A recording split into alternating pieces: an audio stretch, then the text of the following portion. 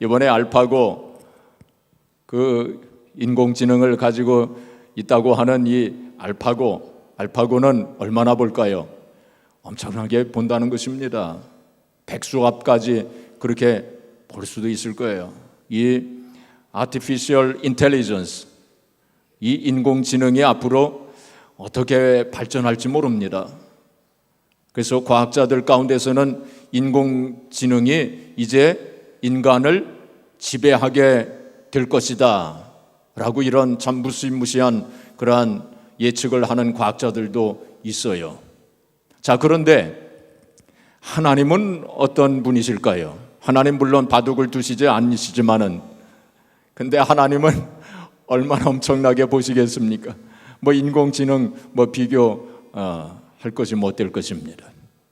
하나님은 어디까지 보시느냐? 무한대까지 보셔요. 그리고 끝까지 보시는 분이십니다. 그래서 여러분 아예 하나님과 바둑을 둘 생각을 하지 마세요. 하나님과는 수싸움이 안 됩니다.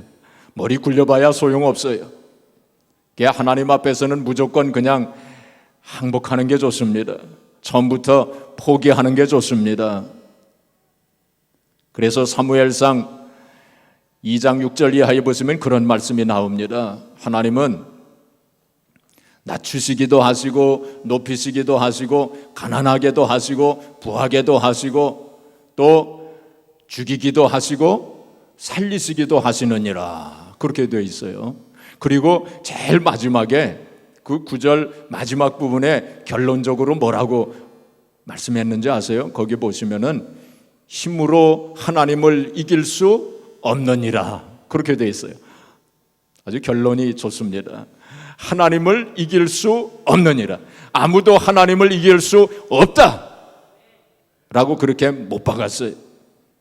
이 세상에 그 누구도 하나님을 이길 수 없어요. 그런데 말이죠, 많은 사람들이 하나님을 이기려고 합니다. 신앙생활 하시는 분들 가운데도 하나님을 이겨보려고 하시는 분들이 많아요. 물론 의식적으로 하나님을 이기려고 하는 사람은 없겠지만 무의식적으로 자기도 모르는 사이에 하나님을 이겨보려고 하는 그러한 분들이 많은 것입니다. 그래서 우리는 하나님 앞에 일찌감치 항복을 해야 돼요. 어떤 신학자는 우리가 기도할 때 어떤 때는 손을 들고 기도하지 않습니까? 성경에도 손을 들고 기도하라 그런 말씀도 있는데, 어떤 신학자는 말하기를 손을 들고 기도하는 것은 하나님 앞에 항복의 표시다, 이제 그렇게 설명하는 사람도 있습니다. 일찌감치 하나님 앞에 항복해야 돼요. 그리고 우리가 신앙생활을 하는 데 있어서 가장 중요한 요체가 있어요. 그건 뭐냐면은 내가 할 일을 내가 잘 하고, 그리고 하나님께서 하시는 일은 우리가 터치하지 말아야 돼요. 하나님께 하시는 일은 하나님께 맡겨드려야 됩니다. 내가 하는 일을, 내가 할 일을 내가 잘 하면 돼요. 그리고 하나님께서 하시는 일은 하나님께 맡겨드리면 됩니다. 사실 생각해보면 그 신앙생활은 참 쉬운 겁니다. 내가 할 일만 잘 하면 되는 거예요. 근데 이걸 잘 못하기 때문에 우리 신앙생활이 뒤죽박죽이 될 수 있고 우리 인생이 뒤죽박죽이 될 수 있어요. 그러면 우리가 할 일, 내가 할 일은 무엇입니까? 바로 어떤 상황과 형편 속에서도 믿음을 끝까지 지키는 것입니다. 하나님 의지하고, 그리고 하나님 말씀대로 순종하고, 어떤 상황 속에서도 충성하고, 우리가 그 일이 바로 우리가 해야 될 일이에요. 그 일을 우리가 끝까지 변함없이 그렇게 하고, 그러면 하나님께서 하시는 일은 무엇입니까? 하나님이 하시는 일은 우리를 인도하시고 결론을 내리시는 분이 하나님이 하시는 일이에요. 그래서 우리가 할 일은 우리가 잘 하고, 하나님께서 하시는 일은 하나님께 맡겨드리면 되는 것입니다. 그게 바로 신앙생활의 요체입니다. 그런데 많은 사람들이 하나님의 영역까지 침범을 하기 때문에, 하나님께서 하실 일까지 내가 어떻게 좀 해보려고 하기 때문에 근심 걱정 염려가 많은 거예요. 결론을 내리시는 분은 하나님이신데 내가 결론을 내리려고 하니까 내 마음속에 근심 걱정 염려가 많은 것입니다. 바로 요셉은, 오늘 본문에 나오는 요셉은 그것을 잘한 사람이에요. 사실 요셉의 인생을 살펴보면 파란만장한 인생을 살지 않았습니까? 그래서 요셉의 인생 가운데서 어느 한 부분만 이렇게 보게 되면 참 실패자의 인생을 우리가 보게 돼요. 그렇게 보입니다. 그렇지만은 요셉의 인생 전체를 보게 되면은 참 성공자 중에 성공자의 인생을 살았다고 하는 것을 보게 됩니다. 요셉은 바로 어떤 상황과 형편 속에서도 하나님을 의심하지 아니하고 하나님 앞에 원망하지 아니하고 하나님께 불평하지 아니하고 믿음을 끝까지 지키고 어떤 상황 속에서도 하나님 앞에 감사하고 그리고 하나님 말씀대로 순종하고 그리고 충성했던 그러한 인물이었음을 우리가 보게 됩니다. 그리고 결론은 누구에게 맡겼어요? 하나님께 맡겨드린 거예요. 결론은 하나님께 맡겨드린 거예요. 그래서 하나님께서 그 결론을 요셉의 인생 속에 하나님께서 결론을 내리신 것을 우리가 보게 됩니다. 우리가 잘 알고 있는 것처럼 요셉은 야곱의 11번째 아들로 태어나지 않았습니까? 그런데 형들이 그를 미워하고 그를 시기해가지고 애굽의 노예로 팔아버렸어요. 그래가지고 요셉이 애굽의 보디발 장군의 집에 가서 종노릇을 하는데 거기서 충성스럽게 했어요. 그래서 인정을 받아가지고 가정 총무가 되지 않았습니까? 그런데 보디발 장군의 그 부인이 그를 유혹을 했어요. 그 요셉이 뿌리치자 그 보디발 장군의 그 아내가 누명을 씌워가지고 그래가지고 요셉이 감옥에 갇히는 신세가 되지 않았습니까? 그러나 감옥에 들어가서도 또 충성을 했어요. 하나님을 믿는 믿음 가운데서 원망 불평하지 아니하고 끝까지 충성을 했어요. 그래 인정을 받게 되지 않습니까? 그래서 나중에 그 애굽 왕의 꿈을 해몽해 주는 그러한 일로 인해 가지고 인정을 받고 이제 감옥에서 나와서 애굽의 국무총리가 되지 않습니까? 그런데 그 중동 지방에 큰 흉년이 들어가지고 요셉을 종으로 팔았던 형들이 그 식량을 구하기 위해서 애굽으로 오지 않습니까? 그 식량 판매의 총책임자가 요셉인데 요셉 앞에 와가지고 식량을 사기 위해서 오지 않습니까? 그리고 이제 여러 가지 우여곡절이 있었죠. 그리고서는 그 형들은 아직 요셉이 애굽의 국무총리가 되었다는 사실을 꿈에도 상상도 하지 못하는 그런 상황 속에서 오늘 본문 말씀이 바로 이제 요셉의 인생의 클라이막스예요. 그래가지고 그 요셉의 형들 앞에서 내가 바로 형님들이 팔았던 요셉입니다 하고서 그 밝히지 않습니까? 그게 참 이 말씀 오늘 본문 말씀 얼마나 참 통쾌한 장면입니까? 네. 그 요셉의 인생의 클라이막스가 바로 여기에 있지 않습니까? 그랬을 때 형들이 얼마나 놀랬겠습니까? 이게 3절에 보시면은 요셉이 그 형들에게 이르되 나는 요셉이라 내 아버지께서 아직 살아계시니까 형들이 그 앞에서 놀라서 대답하지 못하더라. 얼마나 놀랬겠습니까? 근데 여러분 여기서 그 요셉이 형들에게 원망하는 말 한마디 하지 않습니다. 정말 보통 사람 같았으면 형님들 어떻게 그렇게 했습니까? 그래 그 동생을 그래 그 종으로 그래 노예로 팔았습니까? 어떻게 그럴 수 있습니까? 이렇게 한마디 할 법도 한데 요셉은 그런 말 한마디도 하지 않아요. 그리고는 오히려 그들을 위로해 줍니다. 5절에 보시면 당신들이 나를 이곳에 팔았다고 해서 근심하지 마소서 한탄하지 마소서 하면서 오히려 그 형들을 위로해 주는 그 요셉의 마음 참 얼마나 참 위대한 마음입니까?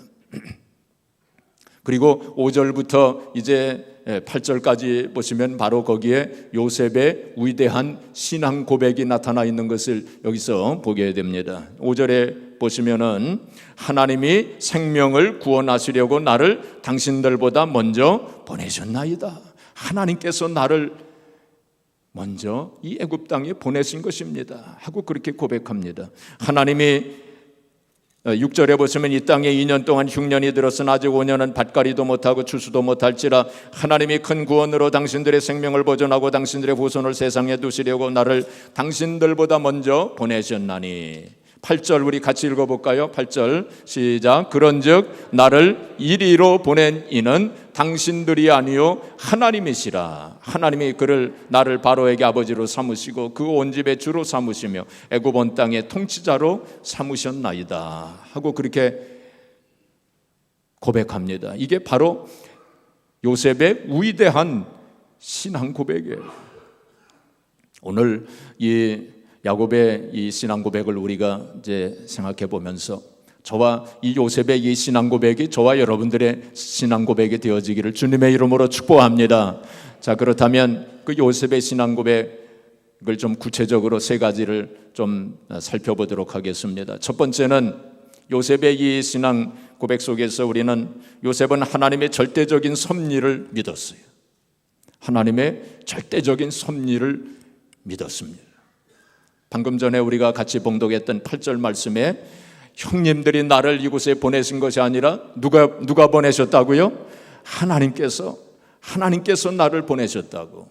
자기의 인생 속에 하나님께서 개입하시고 하나님께서 주관하시고 자기 인생 속에 하나님의 섭리가 있다고 하는 그 사실을 그는 믿고 고백했습니다. 과거의 삶 속에서 하나님께서 그를 섭리 가운데 인도하셨고 또 앞으로의 인생 가운데도 하나님의 섭리 속에서 하나님께서 인도해 주실 것을 그는 확실하게 믿었습니다. 그는 고난 속에서도 하나님의 섭리의 손길이 있음을 그는 믿었어요. 그는 종으로 팔려갔을 때 그리고 또한 누명을 쓰고 감옥에 들어갔을 때도 그는 하나님의 섭리의 손길을 느꼈습니다. 하나님께서 이걸 통해서 이러한 고난과 이러한 문제를 통해서 하나님께서 어떤 큰 일을 계획하고 계시는구나 하는 그것을 믿었습니다. 이러한 믿음이, 이러한 고백이 그는 얼마든지 좌절할 수 있었고 절망할 수 있었고 그리고 한탄할 수 있었지만은 이러한 믿음의 고백이, 하나님의 섭리를 믿는 그 믿음의 고백이 그는 그의 그 좌절과 절망을 이길 수 있는 힘을 그에게 가져다 준 것입니다. 세상 사람들은 어려움이 있고 고난이 임할 때 한탄합니다. 좌절합니다. 그리고 고난이 임하였을 때 어떤 문제가 생겼을 때 그것을 우연의 소치로 생각합니다. 혹은 재수가 없어서 이런 일이 생겼다고 생각을 합니다. 그리고는 좌절하고 절망하고 한탄하며 그리고 탄식 가운데 살게 됩니다. 그러나 이러한 믿음의 고백, 하나님의 섭리를 믿는 믿음의 고백을 하는 사람들은 이 일을 통해서 하나님께서 큰 일을 이루시겠구나 하는 그 섭리를 믿기 때문에 그러한 가운데서도 낙심좌절하지 않게 되는 것입니다. 요셉은 종으로 팔려갈 때에도 그리고 감옥에 갇힐 때에도 세상 사람들 같았으면 이제 모든 것이 다 끝나버렸구나, 내 인생은 망했다라고 그렇게 생각했을 터인데 그렇게 생각하지 아니하였습니다. 하나님께서 이러한 일들을 통해서 무슨 큰 일을 지금 계획하고 계시는구나 하는 그러한 마음의 그러한 믿음을 가지고 있었어요. 그래서 사실 이러한 믿음을 가지고 사는 사람과 그렇지 않은 사람, 그 인생의 차원이 다른 인생을 사는 거예요. 여러분, 우리가 살다 보면 어떤 때는 오해를 받을 때가 있어요. 나는 저 사람에게 잘해주려고 하는데 좋은 뜻을 가지고 있는데 상대방이 나를 오해할 수 있어요. 상대방은 내가 그 사람에게 해를 끼치는 것으로 그렇게 생각할 수 있어요. 그럴 때 내 마음이 얼마나 섭섭합니까? 나는 좋은 뜻을 가지고 있는데 좋게 해주려고 하는데 저 사람은 나에 대한 그런 오해를 가지고 있으니 얼마나 마음이 섭섭합니까? 하나님도 그러십니다. 하나님 좋은 뜻을 가지고 계시는데 큰 일을, 좋은 그런 계획을 가지고 계시는데 우리가 그것을 알지 못하고 하나님 앞에 원망하고 불평하고 하나님을 의심하게 되면 하나님께서 얼마나 섭섭한 마음을 가지시겠습니까? 저희 둘째 아들이 태어났을 때에 그 아이를 보니까 이 두 다리가 이렇게 굽어 있더라고요. 두 다리가 굽어 있어요. 지금 군인이 된 저희 둘째 아들이 태어났을 때 그 다리가 굽어 있었어요. 그래서 의사한테 가서 물어보니까 그 의사가 그걸 교정해 줘야 된답니다. 그 굽은 다리를 교정해 줘야 된대요. 어릴 적에 교정을 해 줘야 된대요. 그러면서 무슨 그 쇠로 된 무슨 기구를 하나 주더라고요. 그래서 밤마다 저와 저희 집사람이 그 어린아이를 이제 그 바닥에 눕혀놓고서는 그 철로 된 기구를 두 다리 사이에 끼웠어요. 그리고는 이거를 꽉 이렇게 채웠습니다. 채웠어요. 꽉 채워가지고 움직이지 못하게 그렇게 만들어 놨어요. 그러니까 이 아이가 얼마나 힘들겠습니까? 얼마나 아프겠습니까? 얼마나 답답하겠습니까? 막 울죠. 그러니까 저와 저희 집사람은 그걸 보면서 안타까워가지고 함께 울었습니다. 밤마다 그걸 할 때마다 세 식구가 함께 울면서 그걸 했어요. 그러나 그걸 교정을 해줘야 되니까, 그걸 고쳐줘야 되니까 어떤 때는 하나님께서 그렇게 하실 때가 있어요. 우리 인생 속에서 잘못된 걸 고쳐주시기 위해서, 회복시켜 주시기 위해서 어떤 때는 우리에게 고난을 주실 때도 있어요. 어떤 때는 문제를 주실 때도 있어요. 아픔을 주실 때도 있어요. 그럴 때에 많은 사람들이 하나님 나에게 왜 이런 아픔을 주십니까?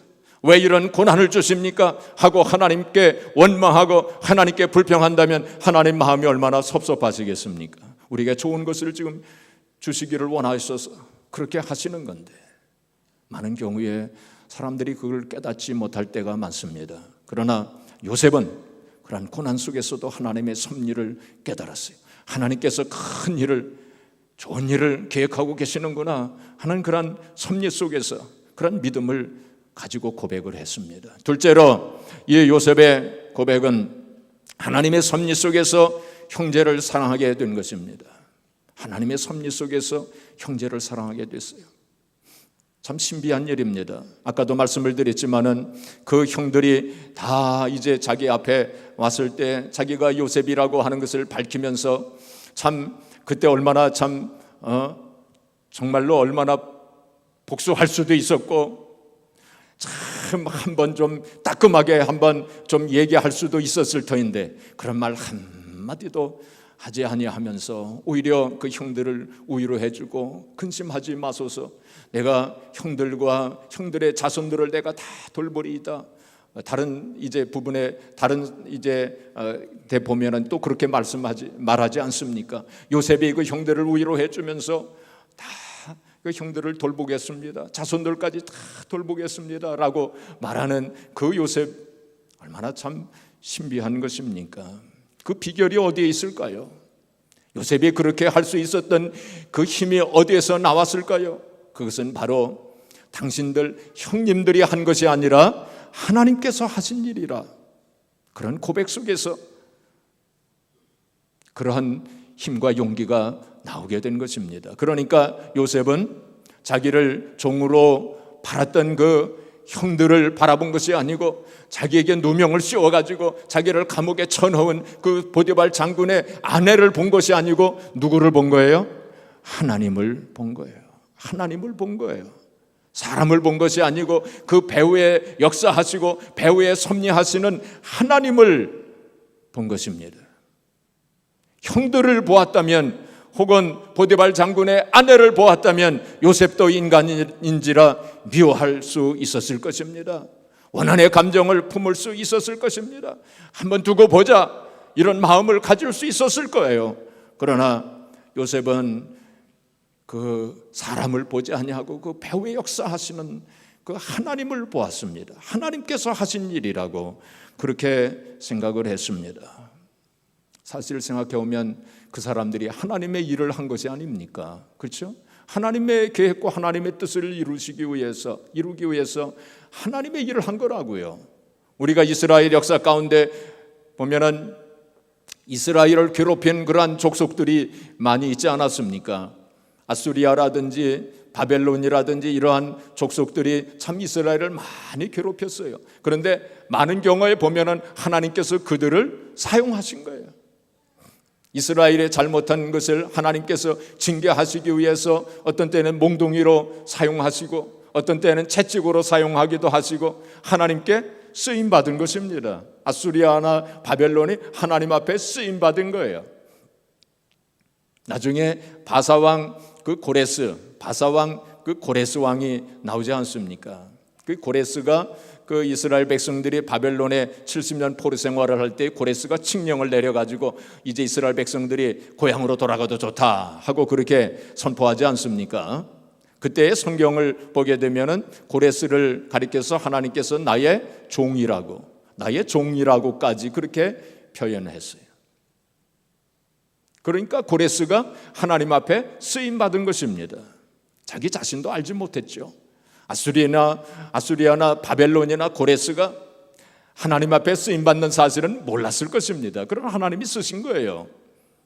그러니까 이 사람들이 하나님 앞에 쓰임 받기는 했지만은 상급은 없었을 것입니다. 그러나 나를 괴롭히고 나에게 참 어려움을 준 그러한 사람들도 결국에는 하나님의 일을 한 거예요. 생각해 보면. 그래서 우리가 인생을 살면서 참 미워하는 사람이 없어야 돼요.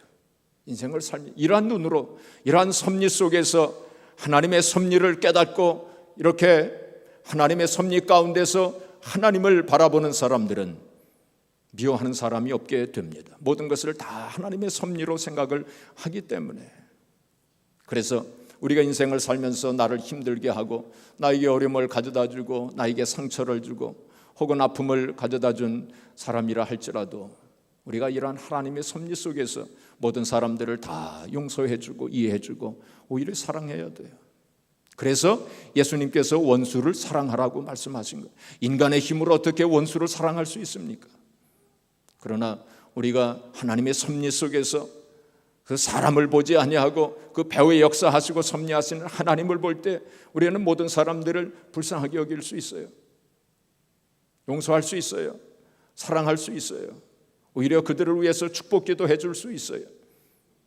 예를 들면 우리가 이렇게 미국에 와서 살게 됐는데 우리가 이민 올 때 여러 가지 이유와 목적을 가지고 우리가 이민을 온 것이지만은 어떤 경우에는 어떤 사람들은 한국에서 나를 괴롭히는 사람이 있어서 나에게 해를 끼치는 사람이 있어서 이 미국에 왔다면 그 사람도 그 사람 때문에 우리가 여기 온 것이 아니라 하나님께서 그 사람을 통해서 나를 이 미국 땅에 보내주셨다고 하는 그 사실을 생각하고 우리가 그들을 용서해주고 이해해주고 사랑하는 마음을 가져야 할 것입니다.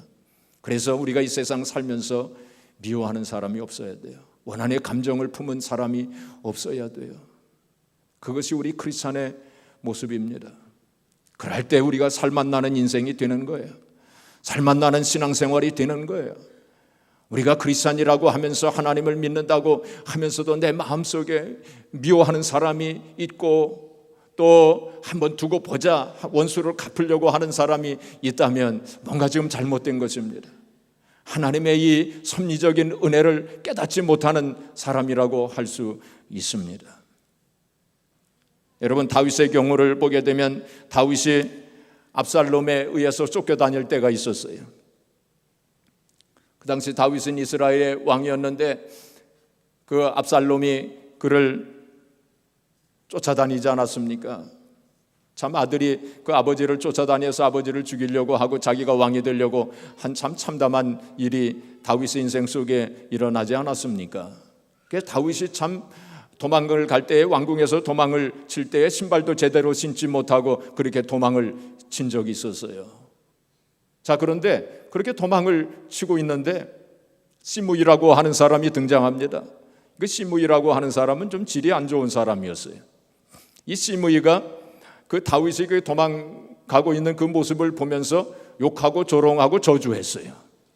그 이스라엘의 왕인데 그런데 그렇게 참 겁도 없이 그 다윗을 그렇게 조롱하고 멸시하고 욕하고 저주하고 그런 말을 했습니다. 그때 다윗의 옆에 아비새라고 하는 장군이 있었어요. 아비새가 왕이요 저놈을 가서 당장 죽여버리겠습니다 하고 그랬을 때에 그때에 다윗이 뭐라고 얘기했는지 아세요? 다윗이 말하기를 내버려 두라. 하나님께서 저를 시켜서 나를 욕하고 저주하게 한 것이라 오늘날 그 저주 까닭엔 손으로 내게 갚아주시리라. 그렇게 얘기했어요. 참, 그러니까 다윗이 뭐라고 고백한 것입니까? 저가 지금 시므이 저 사람이 지금 하나님의 일을 하고 있다. 하나님의 일을 하고 있다. 그런 거예요. 아마 하나님께서 다윗의 그 고백을 들으시고 아마 감동하셨을 거예요. 그리고 그 시므이를 용서해 줍니다. 여러분, 우리가 그런 마음을 가져야 돼요. 하나님의 섭리 속에서 용서 못할 사람이 어디 있겠습니까? 더군다나 여러분, 우리가 미워하는 그 사람, 내가 저놈을 어떻게 해야지 하는 그 사람이 하나님께서 사랑하시는 사람이라면 어떻게 되겠습니까? 그 사람을 하나님께서 사랑하고 계시는데, 그 사람을 하나님께서 불쌍히 여기시고 계시는데, 그 사람을 위해서 예수 그리스도께서 십자가 위에서 피를 흘리시고 죽으셨는데, 내가 그 사람을 미워한다면, 하나님께서 사랑하시는 그 사람을 내가 미워하고 있다면 어떻게 되겠습니까? 하나님께서 기뻐하시지 않을 것입니다. 그래서 우리는 하나님의 섭리 속에서 모든 사람들을 다 이해해주고 용서해주고 그리고 사랑하는 그런 마음을 가져야 돼. 이것이 바로 요셉의 형제 사랑의 원리였습니다. 마지막으로 요셉은 어떤 신앙 고백을 했느냐면 하나님의 절대 섭리 속에서 자기 사명을 깨달았어요. 요셉이 뭘 깨달았어요? 자기 사명을 깨달았어요. 하나님의 섭리 속에서 자기 사명을 깨달았습니다. 자, 5절 말씀 우리 같이 또 봉독해 보겠습니다. 자, 같이 5절 말씀 시작. 당신들이 나를 이곳에 팔았다고 해서 근심하지 마소서. 한탄하지 마소서. 하나님이 생명을 구원하시려고 나를 당신들보다 먼저 보내셨나이다. 여기 보시면은 다윗이 요셉이 뭐라고 고백했습니까? 하나님이 생명을 구원하시려고 나를 당신들보다 형님들보다 먼저 애굽 땅에 보내신 것입니다. 그 고난 속에서 요셉은 사명을 깨달은 거예요. 사명을 발견한 거예요. 많은 사람들은 그 고난과 문제 속에서 한탄하고 원망하고 불평하면서 살지만은 이 요셉은 바로 그 고난 속에서 그 어려움 속에서 바로 하나님의 사명, 자기에게 주신 사명을 깨달았다고 하는 것입니다. 하나님께서 이러한 고난을 통해서 나를 연단하시고 훈련하심으로 하나님께서 나에게 뭐를 하라고 하시는 것인가 하는 그것을 깨달은 거예요. 사랑하는 성도 여러분, 우리가 한 번밖에 없는 인생 아닙니까? 한 번밖에 없는 인생인데 그냥 어영부영 살다가 이 세상을 떠난다면 어떻게 되겠습니까? 우리가 정말 사명을 깨닫고 사명을 위해서 최선을 다하는 그러한 삶을 우리가 살아야 하지 않겠습니까? 좀 엉뚱한 이야기이지만은 탈무드에 보면 그런 이야기가 나옵니다. 어떤 유태인이 있었어요.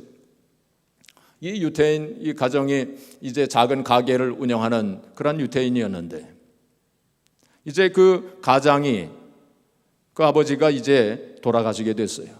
그래서 임종 자리에 이제 누웠는데 그 가족들이 다 이제 그 할아버지 주변에 둘러 앉게 되었습니다.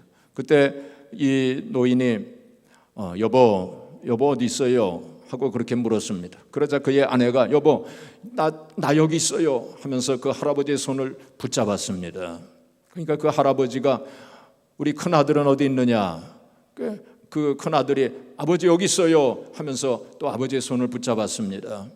그럼 큰딸은 어디 있느냐? 큰딸도 아버지 저 여기 있어요 하면서 손을 붙잡고 그리고 작은 아들 그리고 또 작은 딸 그게 다 불렀습니다. 그게 다 손을 붙잡고 이제 온 가족들이 그 이제 노인이 이제 무슨 말을 할 것인가 마지막 유언을 무슨 말을 할 것인가 하고 긴장감 속에서 이제 다 그 노인의 입술을 바라보고 있었습니다. 그때에 온 가족들이 다 거기에 있는 것을 확인한 이 할아버지가 마지막으로 입을 열어서 뭐라고 얘기했는지 아세요? 여기 다들 있구나. 그러면 가게는 누가 지키느냐? 한숨을 쉬면서 가게는 누가 지키느냐? 하고 그렇게 얘기했다는 거예요. 좀 엉뚱한 이야기입니다. 그런데 그 이야기 속에서 유태인들의 집념을 볼 수 있어요. 유태인들의 집념이 무서운 집념입니다. 유대인들의 이 집념이 오늘날 유대인들이 이 세계의 그 모든 정치, 경제, 사회, 문화, 교육, 법조계와 의료계까지 다 지배한 것이 아니겠습니까? 노벨상의 20% 이상을 유대인들이 차지했는데 바로 그 무서운 집념이 그들을 오늘날의 그 유대인으로 만들지 않았나 이런 생각을 하게 됩니다. 물론 사람들의 그 집념이 오늘 이야기 속에 나오는 그 집념이 좋은 집념이라고 말할 수는 없어요. 세상에 대한 집념도 얼마든지 있어요. 잘못된 집념, 물질적인 집념, 자기 욕심에 대한 집념, 이건 잘못된 집념입니다. 그러나 또 우리가 이 세상을 살아가면서 올바른 집념도 있어요. 좋은 집념도 있어요. 하나님을 기쁘시게 하는 집념도 있습니다. 그래서 우리는 크리스찬으로서 사명에 대한 집념을 가져야 돼요. 우리가 이 세상 떠나는 그 마지막 순간까지 이 사명을 붙잡고 어떻게 해서라도 이 사명을 감당하고자 하는 그런 집념을 가지고 우리가 살아야 하지 않겠습니까? 바로 요셉은 그러한 집념을 가지고 살았던 사람이에요. 성경에 나오는 위대한 인물들은 모두 다 그 집념을 가지고, 바울 사도가 바로 그 집념 가지고 하나님의 일을 했던 사람이 아니겠습니까? 그래서 우리는 사명을 깨달아야 돼요. 요셉은 이 하나님의 섭리 속에서, 이 고난 속에서 그 사명을 깨달았던 사람이었어요. 그 칼 힐티라고 하는 유명한 사람이죠. 이 사람이 잠 못 이루는 밤을 위하여라고 하는 책에서 이렇게 얘기했습니다. 인생에서 가장 행복한 날은 자신에게 주어진 사명을 발견하는 날이다 그랬어요. 인생에서 가장 행복한 날은 바로 자기 인생 속에서 사명을 발견하는 날이라고 그랬어요. 그런데 많은 사람들이 자기의 사명을 발견하지 못하고 그냥 인생을 하직하는 사람들이 얼마나 많습니까? 그리고 실존주의 철학자 키에르케고르는 22살 때 그의 일기에 이렇게 써놓았습니다. 온 세계가 무너진다 해도 내가 꽉 붙들고 놓을 수 없는 이념, 내가 이것을 위해서 살고 그것을 위해서 죽을 수 있는 사명을 나는 찾아야 한다라고 그렇게 기술해 놓았습니다. 그 사명을 찾는 게 중요한 거예요. 그래서 지난 주일날 제가 오프라 윈프리에 대해서 얘기하지 않았습니까? 그가 참 말할 수 없는 그러한 고난과 아픔과 상처 속에서 사명을 발견하지 않았습니까? 그래서 그가 자서전 속에 4가지 그 아주 중요한 내용을 기술해 놓지 않았습니까? 제가 지난 주일날 읽어드렸지만은 오늘 다시 좀 읽어드리려고 그래요. 이게 너무나 중요한 것이기 때문에. 그래서 그 오프라 윈프리는 뭐라고 얘기했냐면은 남보다 많이 가졌다고 하는 것은 축복이 아니라 뭐라고요? 사명이라는 거예요.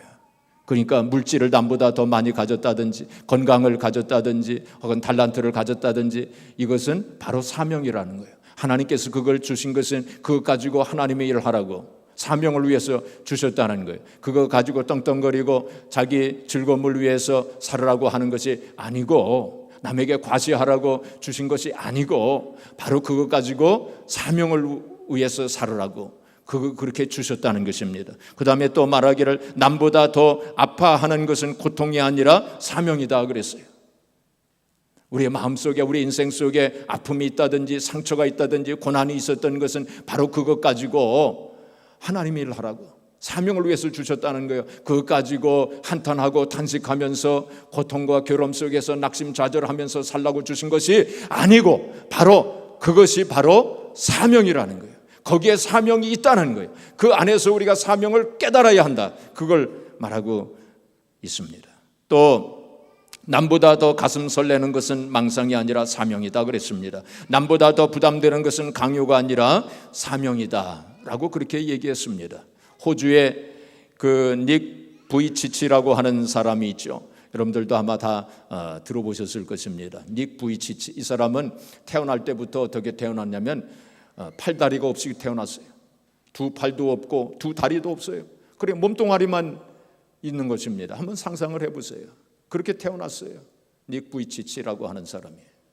그러니까 참 얼마나 참 절망적인 상황입니까?